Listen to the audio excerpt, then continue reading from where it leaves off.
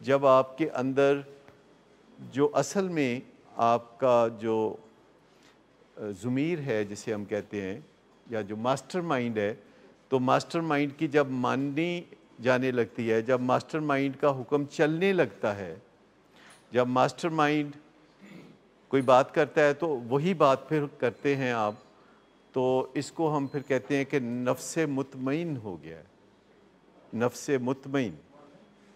اور ہماری زندگی کا مقصد اصل میں نفس مطمئن ہونا ہے، نفس مطمئن۔ اچھا، ایک اور جو جعلی طریقہ ہے نفس کو مطمئن کرنے کا، وہ بلا کیا ہے؟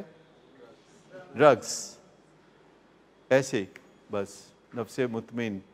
لیکن اس کا ہوتا کیا ہے کہ آپ اپنے نفس کو مطمئن کرنے کی کوششیں کرتے ہیں ڈرگس سے، اور تھوڑی تھوڑی دیر کے بعد نفس پھر مطمئن نہیں رہتا، ڈرگس کا اثر نہیں رہتا اور آپ کو فردر ڈرگس کی ضرورت پڑتی ہے۔ وہ ایسے ہی ہے جیسے کہ آپ کسی ایسے ایسکیلیٹر پہ اوپر چڑھ رہے ہیں جو کہ ایکچولی نیچے کی طرف جا رہا ہے۔ ایک ایسا ایسکیلیٹر ہے جو کہ نیچے کی طرف جا رہا ہے اور آپ اس کے اوپر چڑھ رہے ہیں اور آپ کو لگ رہا ہے کہ کوئی بات بن رہی ہے، لیکن ذرا آپ سست ہوتے ہیں تو پھر واپس آپ نیچے کی طرف جاتے ہیں۔ تو جو نفس مطمئن ہے وہ ایسے ایسکیلیٹر پہ آپ ہوتے ہیں کہ جو اوپر کی ہی طرف جا رہا ہے اور آپ بھی اس پہ تھوڑا تھوڑا اوپر جا رہے ہیں، اس میں پھر آپ وقت گزرنے کے ساتھ ساتھ اوپر اوپر اوپر بہتر کی طرف جاتے ہیں، کیونکہ اس میں ڈرگس کا اور نشے کا کوئی رول نہیں ہوتا۔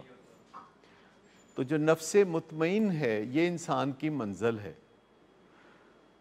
نفس مطمئن انسان کی منزل ہے، اور سائیکالوجی کی زبان کو اس کو ایکچولائزیشن کہتے ہیں۔ سیلف ایکچولائزیشن یعنی آپ اپنے آپ کو ایکچولائز کر رہے ہو، بہتر سے بہتر بنا رہے ہو۔